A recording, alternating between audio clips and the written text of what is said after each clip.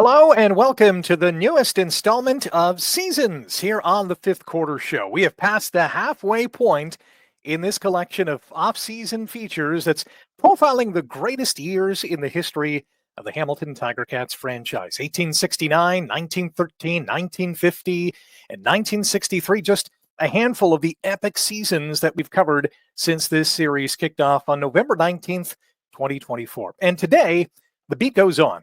I encourage any new viewers to hit subscribe for more great content, including legends. Click the like button, and I am enjoying all of your comments as well. Keep it coming. In episode 15 of the Fifth Quarter Show Seasons, the tumultuous decade that was the 1970s, and in particular, 1972. The Canadian Football League season wrapped up in 1967 with Hamilton's dominating 24-1 performance against Saskatchewan in the Grey Cup. It was the Ticats' third championship in 5 years, but it also concluded more than a decade of dominance. Hamilton had played in 9 Grey Cup finals in the 11 seasons from 1957 to 1967, winning 4 times. But in the years that followed 67, they were a grind for the Black and Gold. Head coach Ralph Sazio became the team's GM and named his assistant Joe Restick the new head coach. Defensive tackle Gene Sepitelli left for the NFL's Philadelphia Eagles, and talented receivers Hal Prince Patterson and Ted Watkins hung up their helmets. Still, Hamilton had a great nucleus of stars, like Angelo Mosca, Garnie Henley, Joe Zuger, Willie Bethea, and Tommy Joe Coffey. But the team finished third in the East in 1968 and 69. And lost to Toronto in the division semifinals both years. The excitement of a first-place finish in 1970 was muted after Hamilton fell to Montreal in the East Final, and lineman of the century John Barrow retired. The Cats lost to the Argos in the East Final in 1971, the same year that Civic Stadium was renamed Ira Wynn Stadium in honor of the chair of the City Parks Board and McMaster University's athletic director and dean of students. Ira Wynn was rebuilt to become the CFL's largest stadium at 34,500 seats, and it was the first to use AstroTurf. Now, away from football, Hamilton's Lincoln Alexander became Canada's first Black Member of Parliament in 1968. The city's newest high school opened in 1970 when Sir John A. Macdonald School swung open its doors, boasting 55 classrooms, 5 floors, multiple gymnasiums, and an auditorium.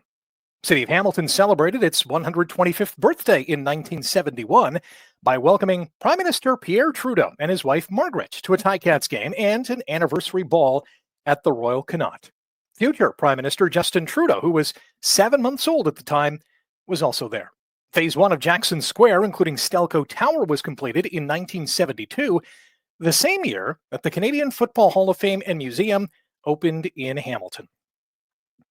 In the 4 seasons following the Ticats' Grey Cup victory in 1967, Hamilton had a combined record of 29 wins, 24 losses, and 3 ties, and they went 1-4 in the playoffs, a far cry from where the club had once been. Restick was replaced as head coach by Al Doro in 1971, but he only lasted 1 season before Jerry Williams took over. Fans became even more concerned heading into the 1972 campaign after learning that all-star quarterback and punter Joe Zuger announced his retirement after 10 years.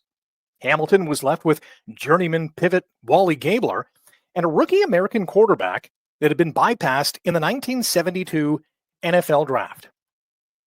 That rookie's name was Chuck Ely, and few in the CFL realized how big of an impact he would have on the Ticats and the league in 1972. Ely wasn't taken in the NFL Draft despite leading the University of Toledo to 35 straight wins and the 1970 Tangerine Bowl. He was bypassed because he made it known that he was only interested in playing quarterback at a time when NFL teams didn't consider African Americans at that position. It was the NFL's loss and the CFL's gain. Ely took the league by storm, throwing for 2,573 yards, 22 touchdowns and only 8 interceptions, and rushed for 515 yards and 4 TDs. His favorite targets were sophomore receiver Tony Gabriel from Burlington and veteran pass catchers Garnie Henley and Tommy Joe Coffey, all combining for 18 receiving touchdowns. Second-year running back Dave Buchanan led the CFL with 263 carries and recorded 1,163 rushing yards and 4 scores. Defensive back Al Brenner made a CFL record 15 interceptions, 6 more compared to his rookie year in 1971, while teammate John Williams had 8 picks, each contributing to Hamilton's league-high 64 turnovers. After stumbling out of the gate in 1972 with a 1-3 record, Hamilton finished the season by winning their last 10 games for a franchise-best 11 victories.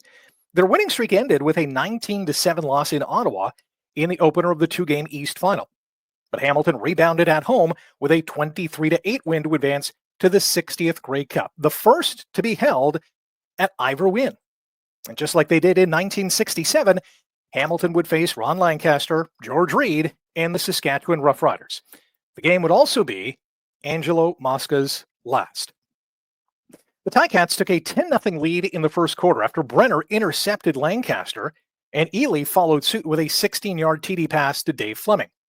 Rookie kicker Ian Sunter added a 27-yard field goal after linebacker Bob Krause blocked a Saskatchewan punt. Roughriders tied the game in the second quarter before both defenses took over. A scoreless third quarter was followed by what was nearly a scoreless fourth quarter. With under 2 minutes to play and Hamilton on their own 15-yard line, Ely completed 3 passes to Gabriel, his first 3 catches of the game, to get into Saskatchewan territory. And with no time left on the clock, Sunter booted a 34-yard field goal to give Hamilton a 13-10 win and the Cats' first title on home soil since 1944. Ely was voted the Grey Cup MVP and the CFL's Rookie of the Year and an East All-Star, while Henley was named the league's most outstanding player, Hamilton's first since Bernie Filoni in 1961. Unfortunately, the Ticats' reign atop the league was short-lived, and the 70s became the club's worst decade to date. We'll learn more about that next time on the Fifth Quarter Show Seasons. Click subscribe, click like, leave me a comment. Always welcome. Until then, Oski Wee Wee.